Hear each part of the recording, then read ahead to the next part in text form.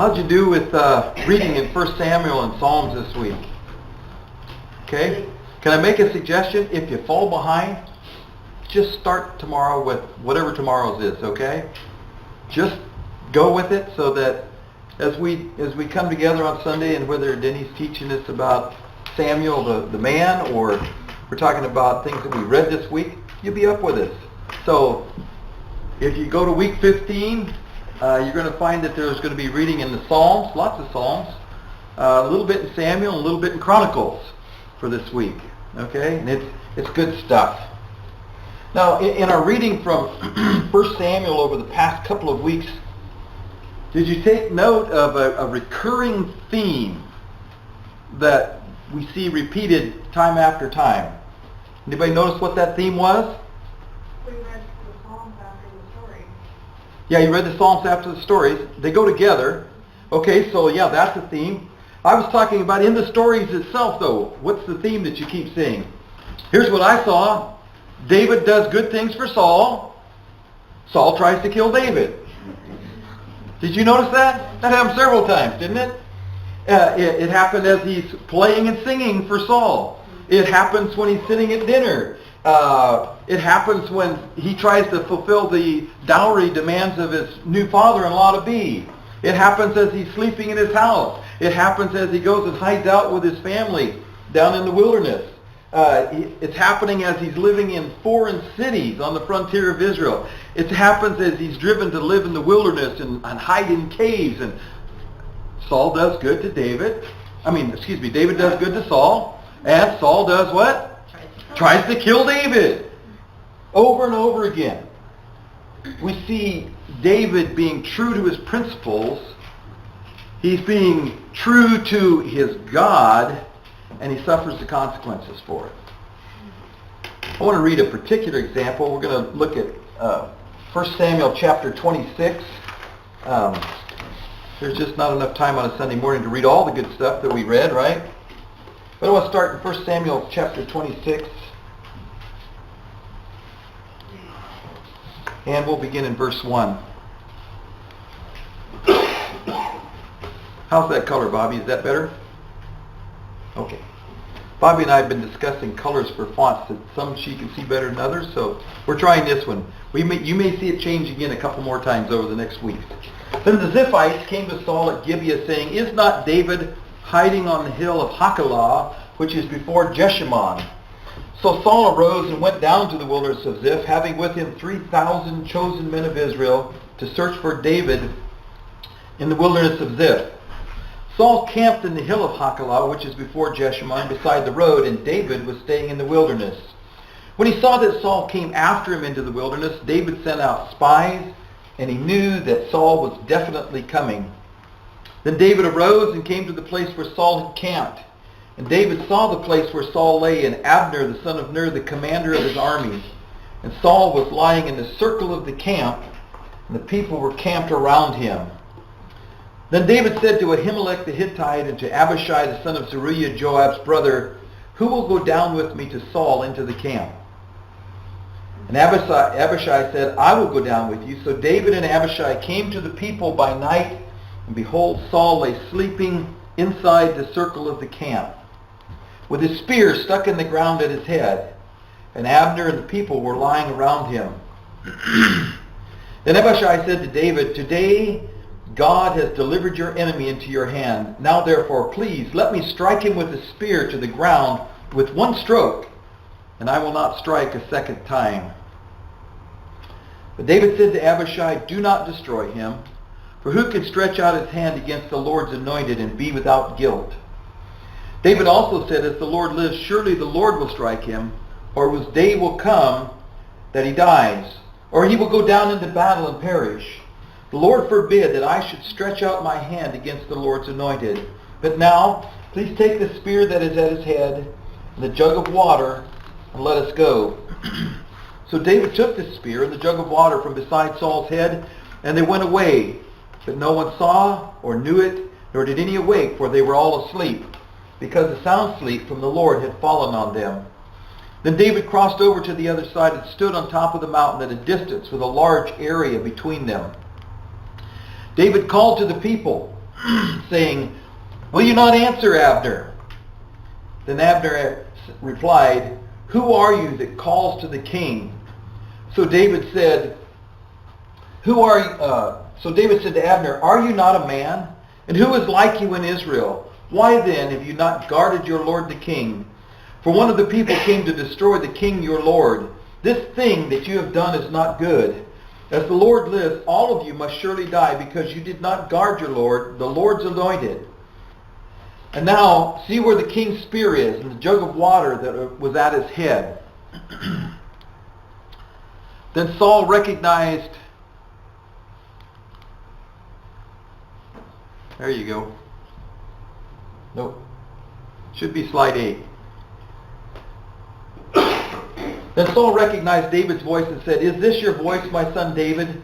And David said, "It is my voice, my lord the king." He also said, "Why then is my lord pursuing his servant? For what have I done? Or what evil is in my hand? Now therefore, please let my lord the king listen to the words of his servant. If the Lord has stirred you up against me, let him accept an offering. But if it is men, cursed are they before the Lord, for they have driven me out today, so that I would have no attachment with the inheritance of the Lord, saying, 'Go serve other gods.' Now then, do not let my blood fall to the ground, away from the presence of the Lord. For the king of Israel has come out to search for a single flea, just as one hunts a partridge in the mountains." Then Saul said, "I have sinned. Return, my son David, for I will not harm you again, because my life was precious in your sight this day. Behold, I have played the fool and have committed a serious error." David replied, "Behold the spear of the king. Now let one of the young men come over and take it. The Lord will repay each man for his righteousness and his faithfulness, for the Lord delivered you into my hand today, but I refused to stretch out my hand against the Lord's anointed. Now behold, as your life was highly valued in my sight this day, so may my life be highly valued in the sight of the Lord, and may he deliver me from all distress." And Saul said to David, "Blessed are you, my son David. You will both accomplish much and surely prevail." So David went on his way, and Saul returned to his place. There it is. It's a story out of all of those stories that represents all the times that Saul tried to kill David. It starts with betrayal by those who wanted to curry favor from King Saul. David's minding his own business. They're not bothering Saul. They're not attacking Israel. They're not doing anything bad. And yet Saul turns up with 3,000 chosen men to try to hunt David and his men down. Now, like I said, we saw that happen over and over. But what I want to look at is the rest of the story behind the story. What was going on inside David's head to lead him to the choices that he made? What was going on in his heart that enabled him to be what he was in these situations? Because what comes up over and over again is David being forced to make choices. And always, without fail, in these situations, making the best choice. They're tough choices. They're costly choices. They're things that didn't come without some kind of price to be paid by him and by the people who were with him. And that really was what was the dilemma, because that's what it is. When you have to look at two things and go, I don't like that one, but I don't like that one either, that's a tough spot to be in. When we look at this story, especially as it reflects the later life of Saul, David's dilemma jumps right off the pages. What do you do when you have your enemy in your sights, so to speak? That's sort of a modern analogy. But the enemy's in your sights, you pull the trigger, don't you? That's where David was, over and over again. And make no mistake, it was very personal for David.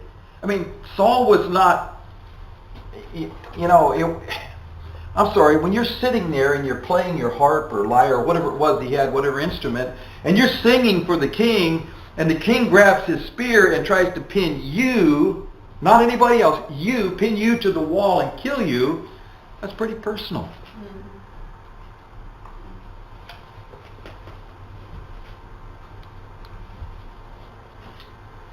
Look at this story. Another time with Saul and David. It says he came to the sheepfolds on the way where there was a cave, and Saul went in. Literally it says to cover his feet. I don't know why all of our modern translations started saying he went in to relieve himself. I'm sorry. It's implying that he's going to the bathroom. It doesn't say that. And what, Saul fell asleep going to the bathroom? No, he goes in to take a nap. All of his guys are out there baking in the sun. They're down by the Dead Sea. It's really, really hot. And the king has the privilege of a nice, cool place to go take a nap. And so he does. Now David and his men were sitting in the inner recesses of the cave. The men of David said to him, oh, look at this. Behold, this is the day which the Lord said to you, behold, I'm about to give your enemy into your hand, and you shall do to him as seems good to you. Then David arose and cut off the edge of Saul's robe secretly. It came about afterward that David's conscience bothered him because he killed him? No, because he cut off the edge of Saul's robe. So he said to his men, far be it from me, because of the Lord, that I should do this thing to my Lord, the Lord's anointed, to stretch out my hand against him, since he is the Lord's anointed. David persuaded his men with these words and did not allow them to rise up against Saul. So not only does David not kill Saul, it bothers them that he humiliated him by cutting off the bottom of his robe, and now Samuel, time out, David stands as the protector of the guy that wants to kill him. His men are there, and they're all, these are some rough guys. If you read the description of who it is that comes to David, it's people who have problems with debtors, or creditors, people who have had some kind of a problem where they're on the run, they're the lawless, they're running from the law. All of these kind of guys, they've all gathered to David. They're outlaws. And David stands between them and the king and says, no, you can't do it. You can't do it. David's dilemma was trying to decide whether it was God, or this is what he's told, see, they say to him, hey, this is God giving you your enemy, right? And David has to decide whether it was God giving him the opportunity to carry out judgment, or was it just his own inclination for vengeance? Now, if you read through these chapters in 1 Samuel, what just happened before this? You remember a fellow named Nabal? David had been his men had protected the shepherds and the sheep shearers and all of the stuff that's going on, and David sends a couple of guys down and says, hey, can you give us some food? And Nabal says no. And what does David go back and say to his men? Strap them on, boys. Get your swords. We're going to go and kill every one of them. So it's not that David's without any inclination to vengeance or to payback. He has that in him. But yet when he stands in the cave, or when he sneaks down into the camp, he has a different mindset. And David was willing to make hard choices. In this case, his conscience is struck even for humiliating Saul. But David's choices are costly. It keeps him on the run for years. It puts him at odds with his own men. It endangers his family. And in David's mind, the most grievous thing that we read, it keeps him away from the tabernacle and from going to God. It says from the presence of the Lord. He's talking about, the sacrifices. They were commanded to go up 3 times a year. And here he is, he's exiled and he cannot go. And that bothers him more than anything else that's going on. And so the choices he's making are costly. So why did he do it? Why did David keep letting Saul off the hook? Saul didn't have any compunctions about killing David, did he? The other Lord's anointed, right? Because David by this time has been anointed by Samuel. And Saul has no compunctions at all. And so I think we need to look at the differences between these two men. There's a definite contrast in motives. Have you spotted David's motives for his actions as you read through all of this? Over and over again, he says 3 words, the Lord forbid. Right? The Lord forbid. David honored God's choice of king, and though God had withdrawn his approval of Saul, Samuel gave him that message after the fiasco with the Amalekites. And even though God had withdrawn his approval, David was waiting for God to take care of the situation, and he was not willing to take it in his own hands. So what's different about Saul?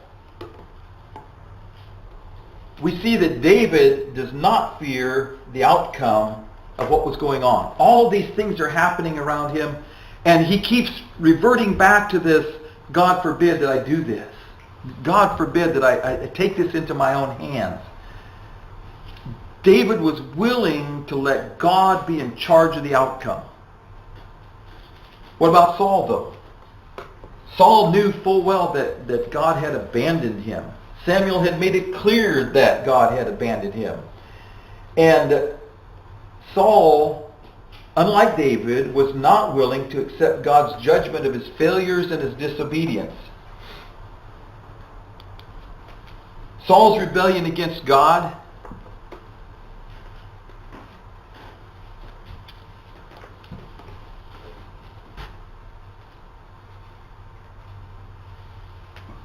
I don't have this written in my notes, so I must read it here. It says, when Saul, this is from 1 Samuel 18, it says, when Saul saw and knew that the Lord was with David, and that Michal, Saul's daughter, loved him, then Saul was even more afraid of David. What does that imply? He's more afraid at this point? He was already afraid of David. He feared David. Thus Saul was David's enemy continually. The first thing that we see about this, the reason Saul was after David, is he was afraid of him. He was afraid of God. He was afraid of what God had in store for him, and he was afraid of David. Saul's rebellion against God and against God's plan was shown by how he reacts to what's going on. Saul was thinking about the future. Saul wanted a regal legacy. He wanted his son, especially his son Jonathan, to be on the throne, but it wasn't to be. Did we come up to the right here? Yeah. This is at a time when everybody was supposed to gather to the king's house for dinner, and David didn't want to go in. He was afraid of having the spear chucked at him again. And so he and Jonathan talked about it, and he and Jonathan hatched a plan, and Jonathan said, well, I'll tell him you had to go home for a family get-together. Okay, and so here's Saul's response when Jonathan tells him this. It says, Saul's anger flared up at Jonathan. He said to him, you son of a perverse and rebellious woman, don't I know that you have sided with the son of Jesse to your own shame and to the shame of the mother who bore you? As long as the son of Jesse lives on the earth, neither you nor your kingdom will be established. Now send someone to bring him to me, for he must die.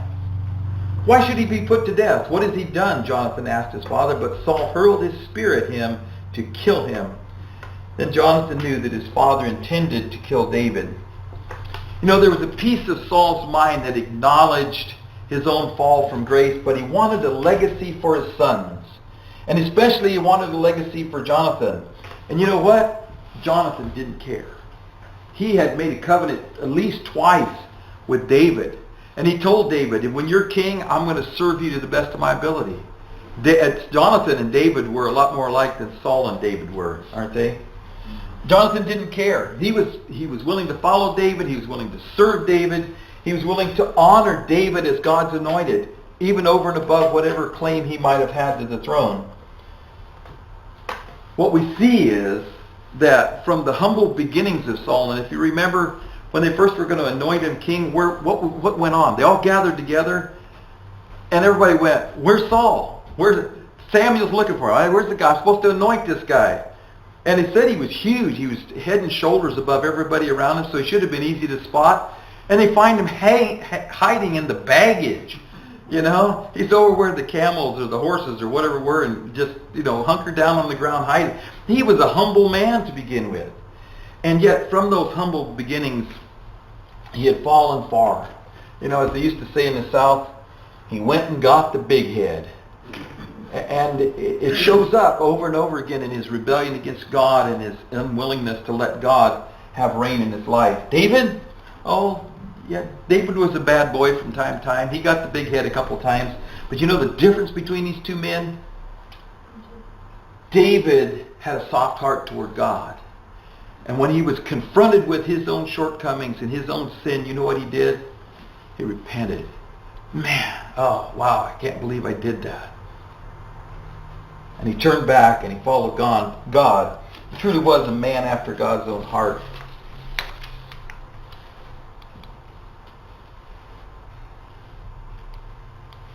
And there we go.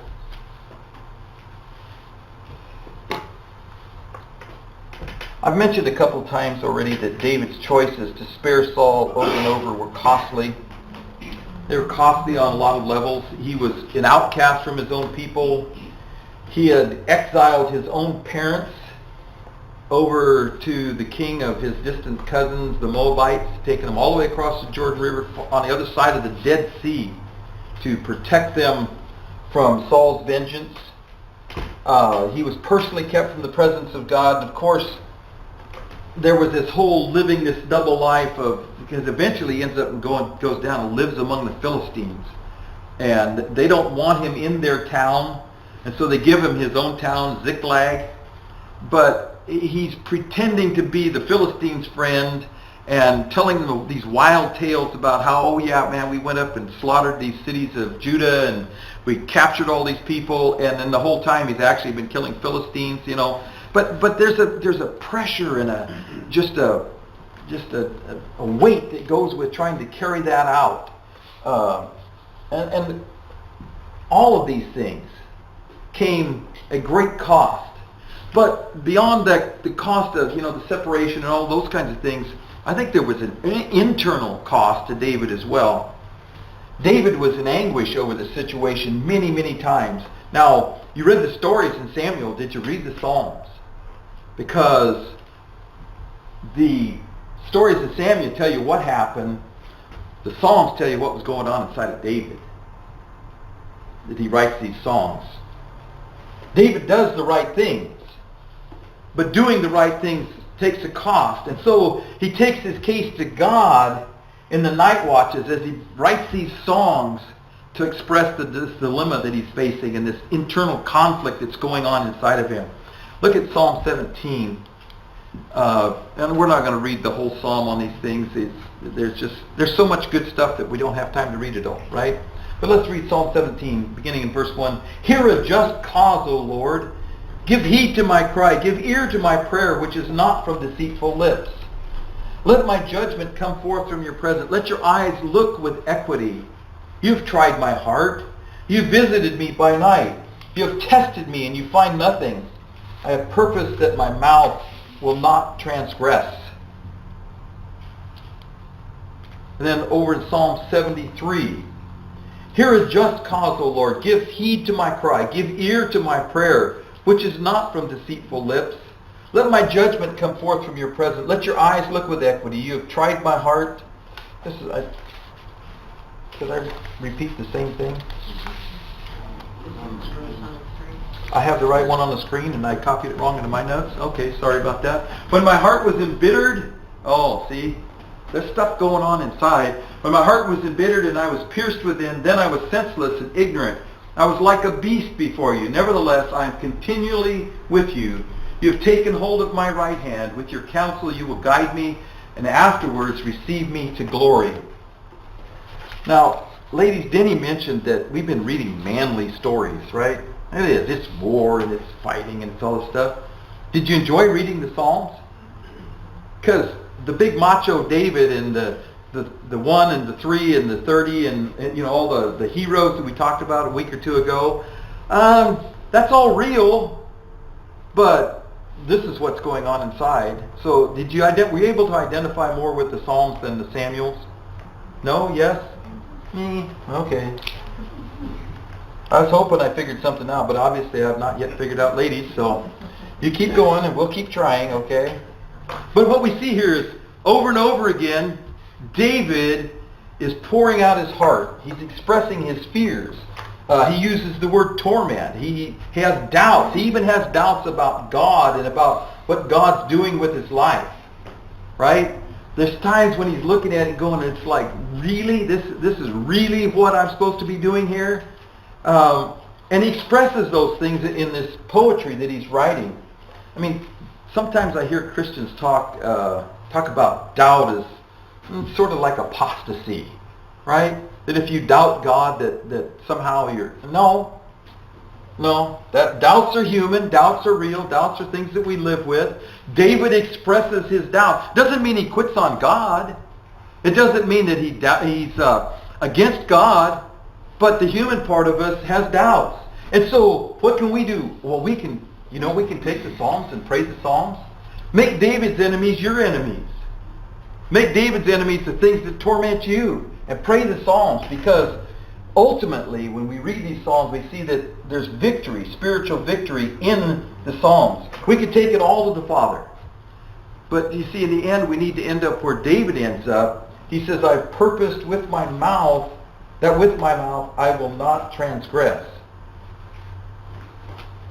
Okay? Did I read that right? I've purposed that my mouth will not transgress. Okay. Bifocals. But we see where David ends up. He talks about it. He says, I've been through this. It's been pretty grueling. Boy, you know what? I've made up my mind to stick with God and do it God's way. And ultimately, he's successful.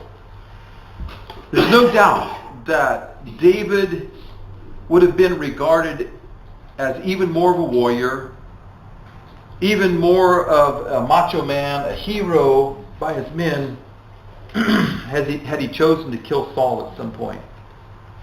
That would have been regarded as justice and, defeat of the enemy, and made him even a bigger man. But David understood that we're exonerated by Jehovah, not by our peers. David knew to the core of his being that being approved by God was more important than being honored by his men, no matter how mighty those men were and how much they looked up to him. It was more important to be approved by God. David penned that part of his heart as well in the Psalms. In Psalm 18, in fact, we sang from this psalm this morning. Blessed be the rock, right? It says, I love you, Lord, O Lord, my strength. The Lord is my rock and my fortress and my deliverer, my God, my rock in whom I take refuge, my shield, the horn of my salvation, my stronghold. I call upon the Lord, who is worthy to be praised, and I am saved from my enemies. The cords of death encompassed me, and the torrents of ungodliness terrified me. The cords of Sheol surrounded me. The snares of death confronted me. In my distress I called upon the Lord and cried to my God for help. I'm going to skip verses in here. This is all from chapter 18. He heard my voice out of his temple, and my cry for help before him came into his ears. He reached down from on high and took hold of me. He drew me out of deep waters. He rescued me from my powerful enemy, from my foes who were too strong for me. They confronted me in the day of my disaster, but the Lord was my support. He brought me out into a spacious place. He rescued me because he delighted in me. You, O Lord, keep my lamp burning. My God turns my darkness into light. With your help, I can advance against a troop. With my God, I can scale a wall. The Lord lives, and blessed be my rock, and exalted be the God of my salvation. And then the end of the chapter, he says this, Therefore I will give thanks to you among the nations, O Lord. I will sing praises to your name. He gives great deliverance to his king and shows loving kindness to his anointed, to David and his descendants forever. And then one more from David, from Psalm 54, verse 3. It says, For strangers have risen against me, and violent men have sought my life. They have not set God before them. Behold, God is my helper. The Lord is the sustainer of my soul. He will recompense the evil to my foes. Destroy them in your faithfulness. David was a man of great faith. That's really what it comes down to. When he had opportunities to take things into his own hands, he said, I'm going to rely on God to do it God's way. I'm going to rely on God to... I'm in a mess. I got really bad things going on, but I'm going to trust God to deliver me from all these things that are going on. David had tough choices to make in trying times as he's pursued by his enemies, encouraged by his friends to go against what he believed to be right. But the Psalms reveal David's heart to us. His distress at being unjustly harassed and threatened, his fear for his life and the life of his friends and his family. But I think the most important part that we can take away from this is that the Psalms reveal David's confidence in God to sustain for David what he had ordained for David's life.